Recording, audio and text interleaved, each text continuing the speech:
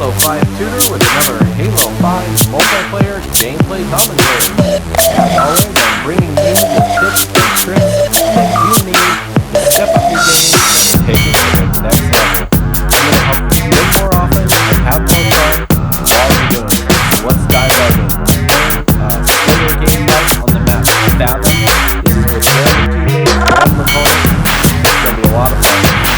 I was just starting to get comfortable with this map and kind of with the feel of the game in general.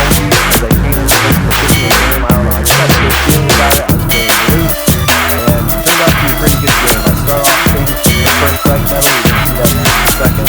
I just noticed the opponents tended to come straight across this side of the map. I felt like I was going to have an opportunity to get a kill there, and it worked out well. At the end of the game, I think I got 8 kills and something like 7 deaths. So well over a 2 on my third rest of this kill. So I'm happy about that. Come up and get above the 2. I'm happy. I wanted to start this video off with a poll question before I get into all my tips and tricks and ideas. I wanted to know what your thoughts and feelings are about Halo, about Halo 5 specifically. Certainly if you played it, even if you haven't watched the videos, what do you think? What do you like about the game? If you have played it, what are you looking forward to if you haven't played it yet? What are the tips and ideas that you come up with so far that are working well for you? What are your favorite game types? I would love to hear these things. Not only me, but there's a lot of people that come to my channel looking for a Halo community.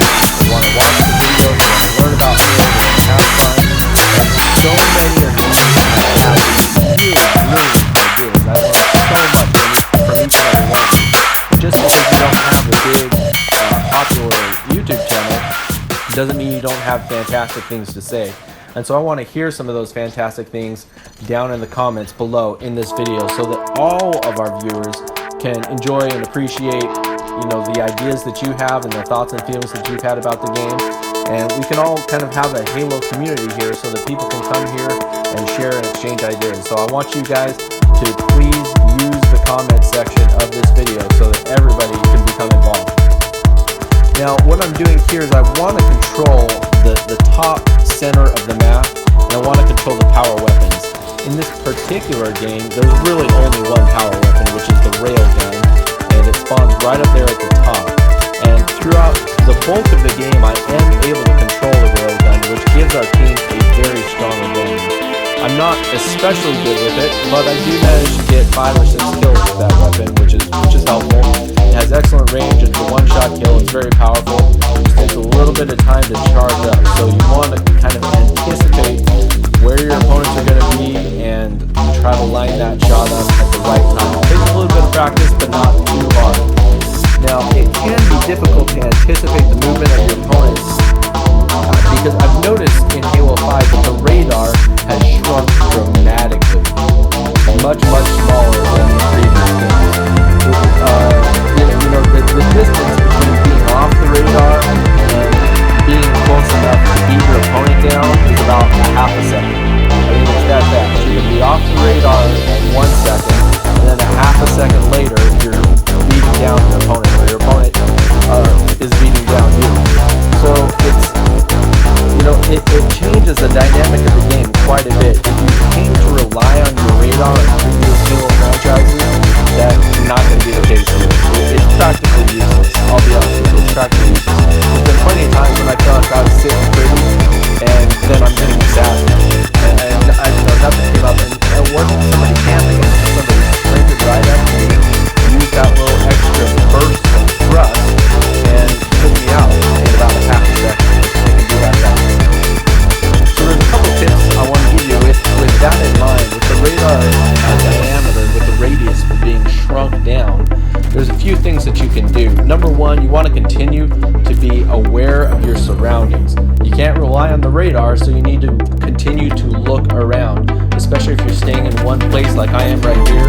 I'm trying to control the top of the map because I have an excellent vantage point here, lots of good escape routes, power weapon spawns up there. So I wanted to control that area as much as I could. Because I was doing that, I wanted to look around, check your six, as they say, look behind you, continue to spin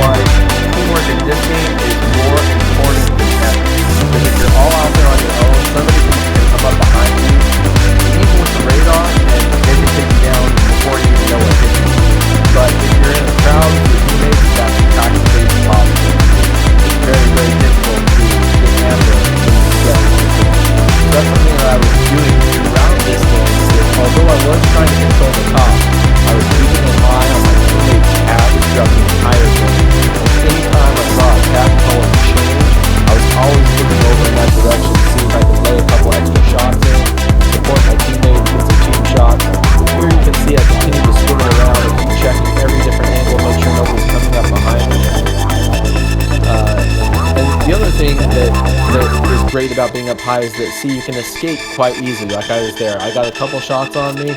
I'm able to fall back very, very easily. If the reverse was true, if I got a couple shots on him while he was down on the ground, it would have been very, very difficult for him to run and hide, because I could have just jumped down and chased him, which isn't always a great idea to chase, but sometimes it works out. So you can see here I am controlling the top, I'm controlling this power weapon, and like I said, I was able to get about 18 kills and 7 deaths, so a pretty nice ratio. And you probably really have a number in your head that long term, this is the kill death ratio that you want to have, which it should at least be above 1. Okay, so we'll start with that. If your kill death spread isn't above 1, that should be our goal. Alright, let's see what you get. And every game can be different. Maybe some games you get more than others, but overall, as your average, you need to be averaging. Especially if you can run. If you feel like you're not averaging 1, sometimes the easiest thing to do is to improve your defense. Improving offense takes time, takes practice, takes skill, but improving defense can be done very, very quickly. I'll only go over some defensive ideas in future videos, but if you feel like your kill death spread is not where you want it to be, maybe consider it's not a problem with your offense. Maybe you can scale back on the defense, improve the defense, scale back on some of your death. That's what I do. There's a check on my score there. I think I'm 15-5 or something like that. So here I get a nice strafing motion, nice headshot. Let's see, before time runs out here, I've got so many things that I wanted to share. Let me think what else. So I did want to cover the sprinting ability, because things have changed a little bit with the sprinting ability. For starters, it's always on. You can sprint as long as you want to. It never runs out, which I actually really like. I don't think it's overpowered. I just think it gives you the ability to move around the left map a little bit better, especially on big maps. So I like the always on sprint ability. Personally, I like it. Now, there's a couple of caveats. When you're sprinting, your shield will not recharge. So if you feel like you're in a relatively safe area, but your shields are down, don't continue sprinting around, because your shield isn't going to come up. And eventually you're going to come around the corner with both shields down, and you're going to get one shot in the face. So if your shields are down, find a safe place and quit sprinting. You don't need to stop moving altogether, but if you're sprinting, your shield's down, that's something important to keep in mind. Another thing about sprinting is that when you're doing a shot, it slows you down. So, especially with so many people using the assault rifle, if you're getting shot in the back, so many times I've tried to sprint out of that situation, and it doesn't work. So keep that in mind as well. If you're in a high an area where there's a lot of action going on, there's a lot of shooting, you may not be able to run through that situation or run out of that situation. So keep that in mind as you're playing. We're about to wrap up here, so I wanted to thank you all for watching today. Again, please make sure to leave comments down below. I want everyone to share their ideas about Halo, especially Halo 5, but all the games as they compare and so forth. I want to hear your ideas, what you think, what you like, what you don't like, and I would really appreciate if you would subscribe, give the video a thumb up, share it with your friends, put it on your channel, whatever the case may be.